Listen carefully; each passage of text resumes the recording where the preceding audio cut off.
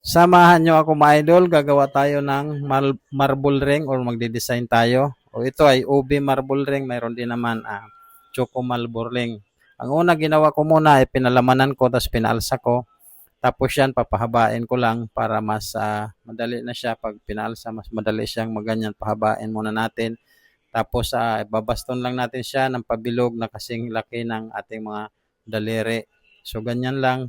So pagkatapos nito, yan, hanapin natin yung kabilang dulo, tapos balutin yung kabilang dulo. Pag nabalot na, ibaston natin para magpantay yung kanyang laki. Para pag aalsa siya, halos pantay lang sila. So ayan mga idol, pagkatapos natin, pagtapos na yan, guntingan natin yung magkabilang side. So ayan, gupitan natin ang gunting. Pag nagupitan na natin ang magkabilang side, magiging ganito na yung kanyang itsura. Pagkatapos, babanyahan natin tubig or ibap. Tapos, sausaw natin siya sa cheese. Yan, cheese yan. Tapos, palsahin natin ng 1 oras. Ito ang itsura mga idol.